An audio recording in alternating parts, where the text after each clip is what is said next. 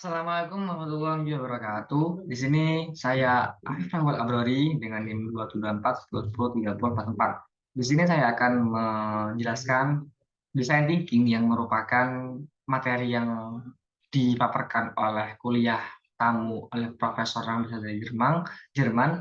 Jadi pada kali ini saya akan mencoba menjelaskan apa yang saya dapat dalam kuliah tersebut. Oke, baik, next. Nah, di sini yang pertama adalah apa itu design thinking. Design thinking atau pemikiran desain adalah suatu proses atau metode pola pikir untuk berempati terhadap permasalahan dan masalah yang berpusat pada manusia. Pemikiran desain juga dikaitkan dengan resep untuk inovasi, produk, dan layanan dalam konteks bisnis sosial. Nah, dari yang saya dapatkan dari materi yang dipaparkan oleh profesor tersebut adalah bahwa design thinking itu bisa dianggap sebagai attitude atau bahkan bisa disebut juga dengan metode. Nah, jadi design thinking ini yang saya dapat adalah bagaimana cara menekankan manusia untuk berpikir inovatif, berkreasi, atau mungkin bisa disebut dengan berpikir out of the box dan bagaimana caranya mereka itu bisa merealisasikan sebuah ide tersebut menjadi keuntungan atau peluang yang bisa dijadikan sebuah keuntungan seperti itu. Jadi di sini kenapa ada konteks tentang bisnis dan sosial karena itu melibatkan dua itu yang nantinya akan paling banyak dipaparkan atau paling banyak yang banyak berkaitan dengan design thinking. Nah, mungkin sedikit berbeda dengan katanya yang design thinking, yang desain, atau kita yang mungkin orang awam atau saya sendiri pada awalnya itu ngerasa desain adalah tentang bagaimana kita membuat sebuah visualisasi gambar-gambar seperti itu. Ternyata desain sangat luas. Mulai bagaimana caranya kita bikin diagram, tentang bagaimana kita membuat mind map atau segalanya. Nah, itu semuanya juga tentang desain. Oke, next. Nah, di sini ada yang saya dapatkan juga tentang alur design thinking. Nah, alur design thinking itu ada 5. Ada discovery, interpretation, ideation, experimentation, dan evolution. Nah, discovery ini tentang bagaimana kita mencari ide, mendiscover sebuah ide. Jadi idenya itu atau kesempatannya itu atau opportunity-nya itu akan dicari, dikembangkan. Seperti itu, di-discovery, ditemukan. Selanjutnya adalah interpretation. Nah, interpretation adalah bagaimana kita menyiapkan ide-ide yang dapat di-discovery untuk dieksekusi. Itu Pak masih dalam proses persiapan, yang artinya eh, kita memiliki ide A. Nah, untuk mengeksekusi ide A ini, kita harus memiliki pengetahuan apa saja. Nah, pada interpretation tersebut, biasanya kita harus belajar terlebih dahulu, yang artinya untuk mengeksekusi ide discovery. Kita tuh berpikir kayak bagaimana caranya untuk menjalankan ini. Kita perlu pengetahuan apa? Sebagai contoh mungkin website ya. Website kita perlu bikin website. Nah, website kan ada front end dan back end. Nah, itu kita sebelum memiliki ide membuat web, ya kita juga harus memiliki pengetahuannya. Nah, itu ada bagian interpretation. Nah, selanjutnya adalah ideation. Nah, ideation ini adalah bagaimana caranya menggabungkan sebuah peluang di discovery dan sebuah pengetahuan di interpretation untuk menjadikan ide yang kita anggap udah bisa dibilang matang, seperti itu.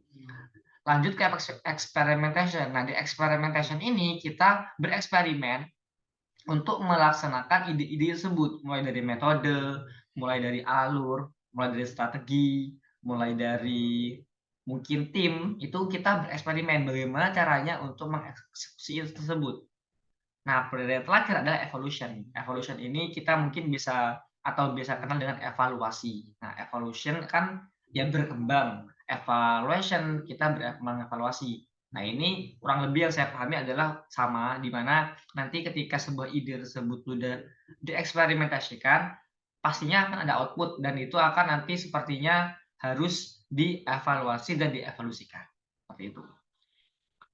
Nah, di sini ada sebuah 4 yang FAQ atau frequently asking question. Jadi kayak yang paling sering ditanya. Nah, jadi itu ada bagaimana di mana kita untuk melakukan bermain gitu loh. Itu adalah di opportunity space atau space atau ruang yang berpeluang. Contohnya adalah search field dan innovation field. Maksudnya itu adalah lapangan yang berinovasi, yang termasuk lapangan ini bisa dibilang lingkungan juga.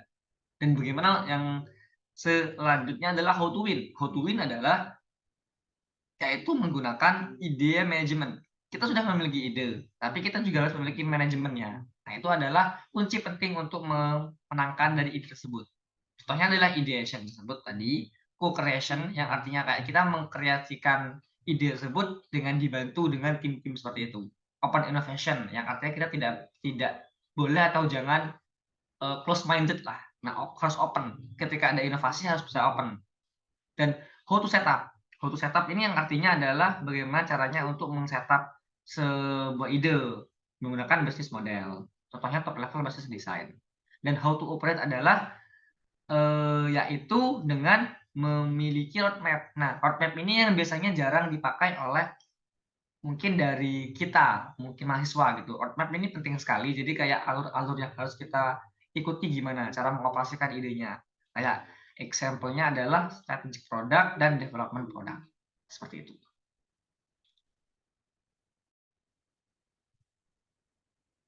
Selanjutnya di sini saya akan memberitahu salah satu ide final project PWeb yang mungkin saya pahami atau saya kepikiran, yaitu membuat personal portfolio atau company profile. Namun di sini karena ternyata seingat saya PWeb ini merupakan salah satu matkul yang memiliki tugas akhir berkelompok, jadi mungkin salah satu yang mungkin bisa direalisasikan adalah company profile. Jadi misal di sini ada sebuah startup perusahaan atau yang lainnya yang belum memiliki website. Di sini saya ingin mencoba membikinkan atau membuatkan website tentang profil company tersebut.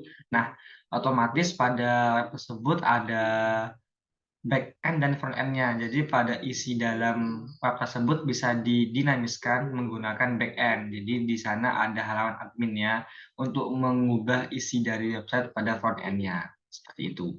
Nah, di sini langkah-langkah untuk menemukan idenya yang saya dapat dari kuliah tamu itu sama seperti yang dipaparkan oleh profesor, dimulai dari discovery, interpretation, ideation, experimentation, dan evaluation. Namun karena di sini masih me, ber apa ya ber, berkutat atau seputar tentang ide. Jadi di sini saya hanya sampai ke langkah discovery dan sekarang interpretation. Mengapa? Karena di sini saya telah menemukan atau mendiscover sebuah ide dan pada semester ini akan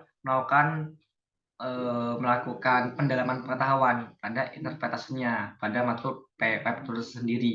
Nanti untuk next-nya masih bisa dilakukan lebih lanjut. Nah, kenapa company profile? Karena di sini menurut saya sebuah website itu bisa memiliki status personal branding atau company branding. Jadi kayak company tersebut bisa terkenal dari web tersebut. Oleh karena itu di sini menurut saya penting untuk memiliki company profile. Seperti itu.